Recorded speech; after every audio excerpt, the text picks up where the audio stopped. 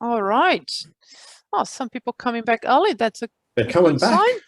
Yeah, before time. So very organized, I suppose. We'll just wait for another 30 seconds for everyone to be back, and then we'll start the debrief. Is this a good sign, or were you all sick of each other, so you're coming back really quickly? Yeah, I'll take that as there was consensus. Very, very clear, very organized. Yeah, it was a very good conversation. So amazing. Cool. Yeah, it was good. I think we are just good at multitasking. Oh, you mean switch tasking? Yeah. Switch tasking, yeah. Okay, awesome. Everyone is back. So welcome back all. And I'll actually stop sharing so we can see you better.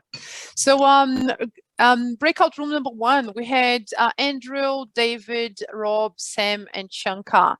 So who was the volunteer to put together a bit of a summary of key takeaways? And you are welcome to share the Miro board if you like. You are enabled to we enable you to share if you want, or you can just speak off the cuff. I'll start and ask the guys to jump in if they've got anything. Thanks, Rob. For some reason I can. No.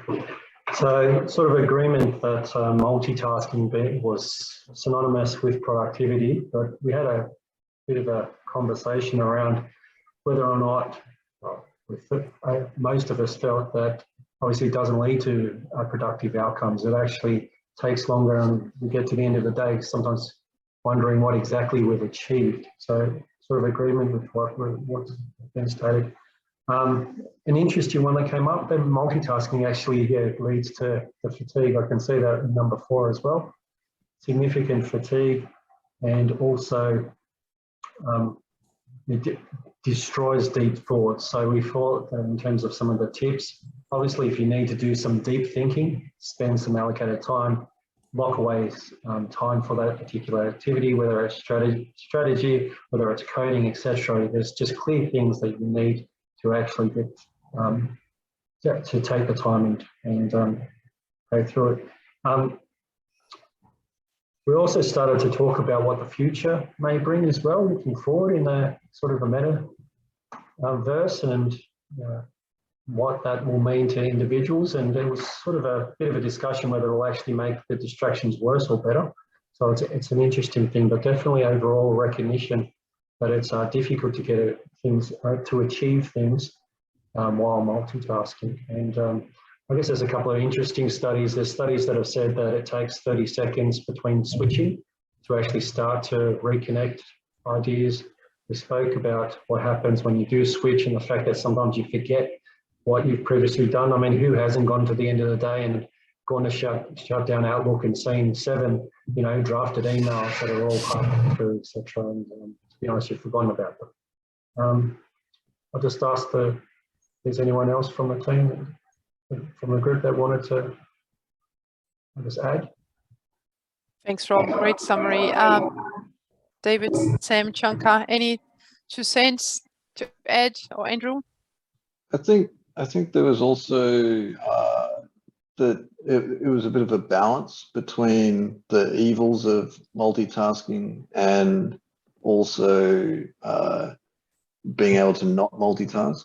But sometimes, for better or for worse, there are periods of times that you have to be able to multitask.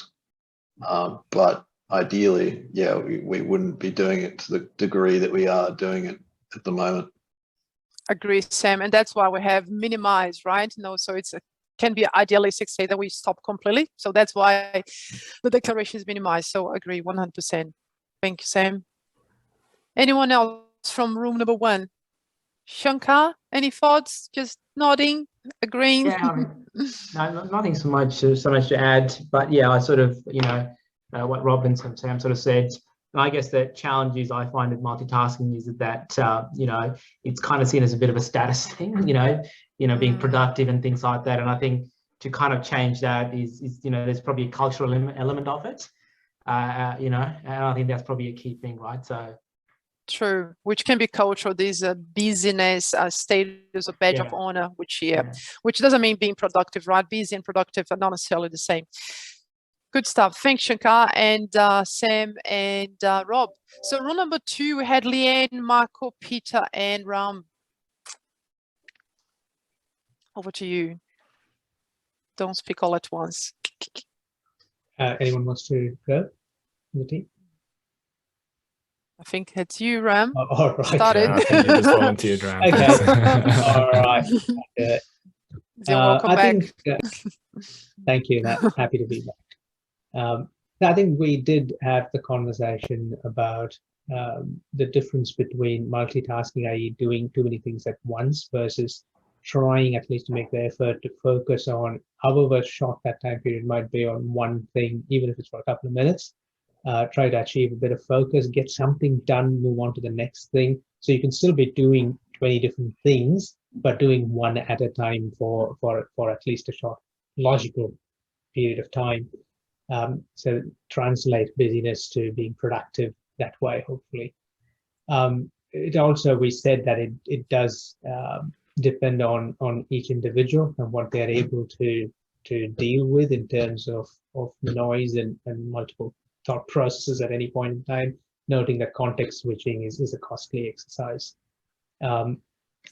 We recognized that we are dealing with a world of technology today that is meant to disrupt and distract. And so you've got a lot of distraction in your day-to-day, and that doesn't necessarily help as a challenge to being mindful and focused.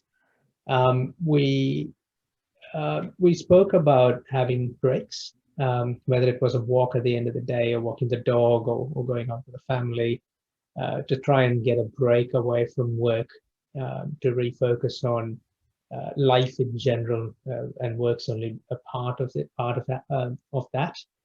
There was discussion about shorter meetings, choosing which meetings an individual needed to attend, especially as a leader. Do we need to be in every meeting? How do we delegate to avoid having to multitask more? We discussed also if we as leaders were to perpetuate a behavior where we worked at odd hours in at the night or something like that, that we make it clear, at least if that works for us for whatever reason, that the team's not obligated to do the same or feel like they have to respond at that late hour, etc. So there was, I think, one other point, and help me out, team.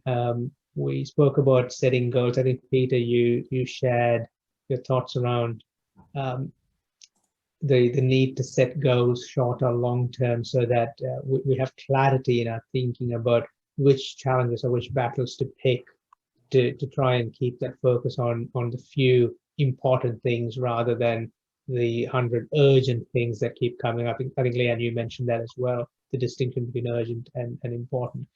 I think that sort of sums all of the conversation we had. We did have a lot of conversations, so thanks to the group, and please please feel free to add. Brilliant. Thanks so much, friend. Fantastic summary. Leanne, Marco, Peter, any additional thoughts? Yeah, maybe I'll just have one thought, because, multitasking, it's actually humans can't multitask. So we're like an old CPU, right? That's context switching pretty quickly. So if we think about just, how much time we waste in those context switches and eliminate most of it and switch less often, I think that's, an obvious kind of solution to the problem. Yes, it's an illusion from a cognitive. We can walk and talk, but from a cognitive perspective, as you said, Peter, we cannot actually multitask. We are switching tasking or context switching, as we said, and that's expensive. As you know, Michael and I was talking in the break, and you guys mentioned before. Awesome, Leanne and Marco. Any additional thoughts? No, I think that was a great summary from Peter and Ram. Super. Okay, so let's move on to rule number 3. We had Lisa. Lisa is still with us. I totally misunderstood, Lisa. I was saying goodbye. Thank you very much. I misunderstood that you wouldn't be able to stay with us. So thank you for being here. I'm still alive. I'm still awake. Yes. Awesome. So Yes. Rima, Suzanne, and Lisa, and Tala. So who would like to give us our initial summary? So I'm going to give us a little bit of a summary. So just to prove that I am still awake.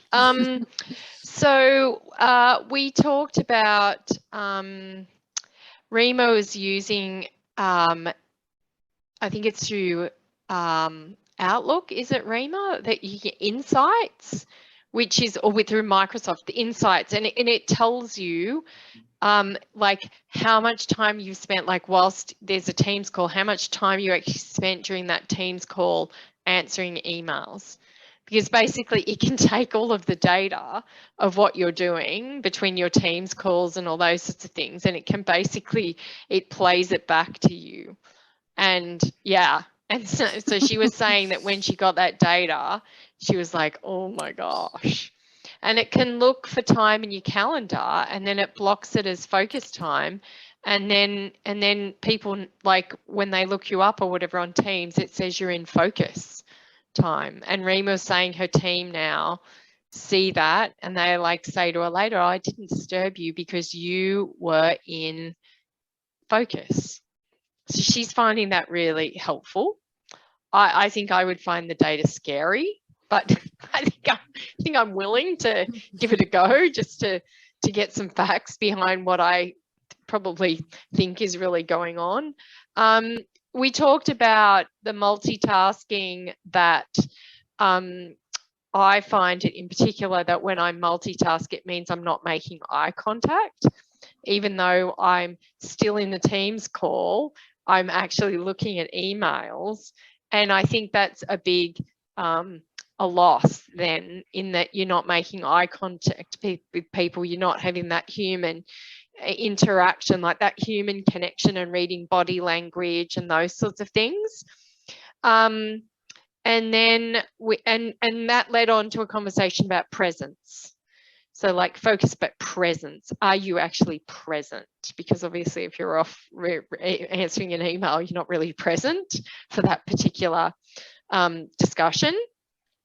I think it was Philip. I think he's dropped off, but he talked about flow and task and how he manages, like they had used Kanban and across the team, the group, the individual, so that therefore they're really clear on what they need to get done, which I thought was super interesting and organized. And then we talked about meditation, and meditation really helping in terms of being mindful and when you're not getting sort of flustered and keeping you calm and those sorts of things. So that Suzanne said that was quite helpful in terms of the meditation that she's found. Tyler talked about, he sets up 5 I think, what is it, tasks, activities, priorities that he needs to achieve, and he does it the night before, and then the next day he absolutely is focused on, has he done them? He goes back to them, and if he doesn't get them done, then he knows that the next day those have to go on the list, but it keeps him focused that he has to go back to those, and I've done it, So I thought that was great. And to keep it to like 5, not 50, right? Keep it to, what are those 5 things I absolutely have to get done today? So I thought that was really great. We talked about breath, using the breath to keep us focused, and having a tea break as well to kind of unblock, unwind. I think that's probably a round the ground summary. Okay. Wow, amazing. Very rich discussion. You went all over the place, so many different techniques. I love the Viva. I'll look that up as well, Rima. Thanks for sharing. I'm glad we are recording, so we'll definitely now check these out again. Rima, Suzanne, and Tala, would you like to add any anything? Or you think Lisa did a fantastic job?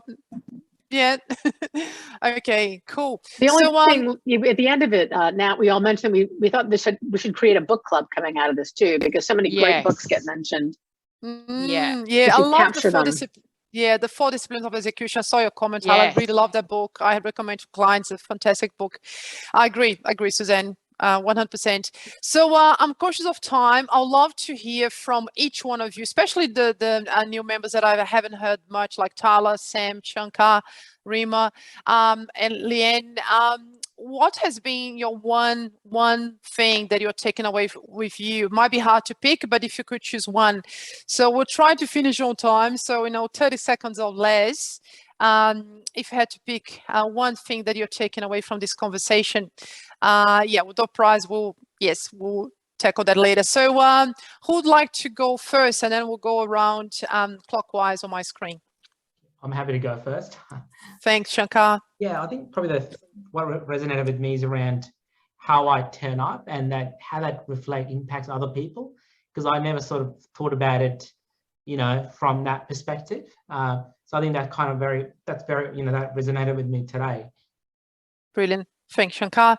Andrew, did you put your hand up? I was just going to say, yeah, look, I'm really going to redouble my efforts on this. I've been a bit inspired by everybody's encouragement, and yeah, right, tomorrow. Put into action. Thanks, Andrew. I love the energy. Sam. I don't know. It's just good to hear that everyone else is sort of somewhat struggling with the same issues. It's not just me. So there was a lot of things that I've taken from it, but my mind's a bit mud now. But that's basically the main thing, is that there are a lot of other people that are sort of dealing with the same problem. Good stuff. That's really the purpose of the community as well. Thanks, Sam. Rima. Oh, can I share 2 things? Firstly, yes. I absolutely loved to meet everybody here. So that was one of the things I came here for. So I absolutely love that. And the second thing I'll say is, while there are just so many good things, I can't pinpoint on anything specific. But the mental note I made is actually to experiment with some of the tips that I've heard here, so that intentionally and consciously try out these different strategies, because I think I've just been so hung up on this, one tool that I discovered that I haven't tried anything else. So I just want to expand that repertoire of tips and tricks. Fantastic. Thanks, Rima. Tyler. Yeah, just filtering off all of that, all fantastic. Just the normalization that, guess what, we're all human. We're all dealing with the same kind of struggles, but there's so many different solutions out there, which is fantastic. And, we can lean on each other, the people in our network, everyone's going to have something that works for them. There's so much, studies out there, everything, but, having these kind of meeting of the minds and really just connecting with these things that have helped people through the same issues that we're having, I think is brilliant. So just fantastic, kind of connecting the mindset of everyone in my group, and man, my group is amazing. So really appreciate all of the insights. Thank you, Tyler. Peter. Yeah, so I guess what I'm gonna take away from this meeting is the concept which I'll call go walkabouts. So somebody mentioned to have the meetings outside of the office, go for a walk, because I think that's a great space to have that break, have that kind of different environments to spend time, quality time with colleagues and people. So I'm gonna go walk about starting tomorrow. Thanks, Peter. Ram, sorry, I keep pronouncing your name correctly. Ram. No problem at all on that. That worked for me really well, Peter. So yeah, going for a walk. My mentor did that with me, and I've done that with my team. COVID made it harder, but we'll start doing it again when we can. I think for me, the biggest takeaway today, for me, the single phrase that's stuck above everything else is what Leanne in our group conversation said about the difference between urgent and important. I think too often, and I'm very culpable on this count, we fall into the trap of dealing with the biggest or the loudest noise that hits us, the person with the most senior role in the organization contacts you on chat when you're trying to do something really important. Perhaps that's not the most important thing. It might seem urgent, but got to cultivate my capabilities of keeping some of those distractions at bay. That for me is the biggest takeaway today. And lovely to see everybody. I've been away for a while and very happy I came back today. Love that sharing. Thanks from Leanne. Yeah, I mean, I certainly agree with everything everybody said. And I was reflecting on something that Peter said actually about he only has a single screen. And I had attributed some of the distraction to the software, but I hadn't considered the physical number of screens as being a factor, but it definitely is. Like if my phone wasn't right there, I wouldn't pick it up. If I didn't have a second screen, then my email would not be up there. And that's really made me reflect about, I suppose, your ability to, there are things definitely we can do, you know, to control it, even when we think we can't. So we do things that we think they're making us more productive, but actually they're taking us in the opposite direction from the conversation about focus and presence. So yeah, I think actually that's sort of something that I've only got, you know, to concentrate on physical removal of the screens and or devices. And I think that will really, really help. Yeah. Fascinating. I can see everyone experimenting with new strategies tomorrow. Marco, please, when you're ready.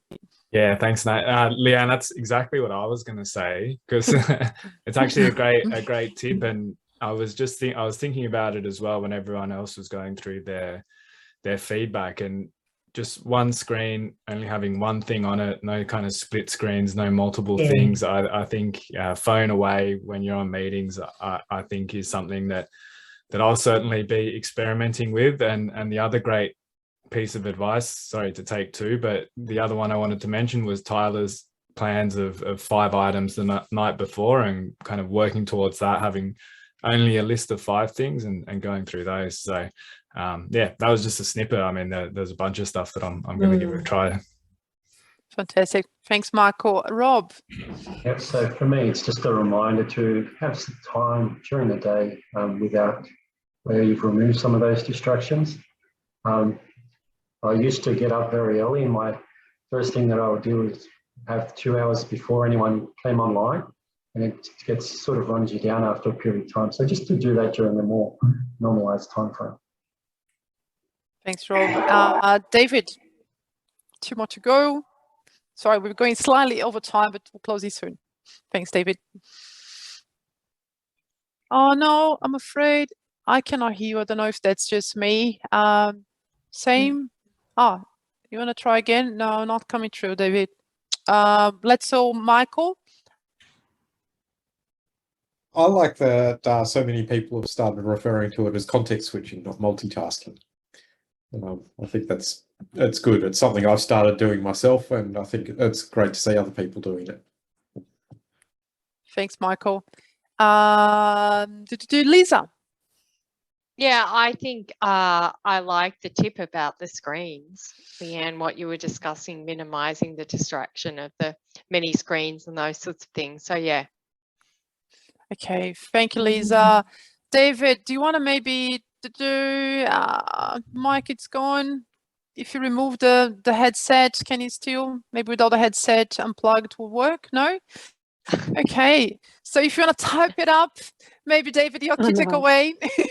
So Mime it. Yeah, Mime it. all right. And to buy David a couple of minutes while he does that. Okay, all right. What's this one screen thing? I just counted. I've got at least 10. Yeah, so while David is typing his his takeaway, so I think Michael would share, if he hasn't already, share the link. If you could after this, or maybe tomorrow, we'll send a reminder anyway. Just take 2 minutes to complete the feedback form, telling us what you loved, what you think we could do better. That will be amazing. Otherwise, thanks so much for your precious time. I trust that you got lots of value from the conversation with Lisa and from the breakout rooms. Really appreciate you being here, and hopefully see you next month for the following roundtables. Thanks so much. Have a good night and stay safe. Thanks, Michael and Nat. That was wonderful. Yeah, it was really good. Thank you. Thanks, Pleasure. Lisa. Thanks, Bye. everybody. Bye. Thank you all. Bye. Bye-bye. Hi, Rima. Bye.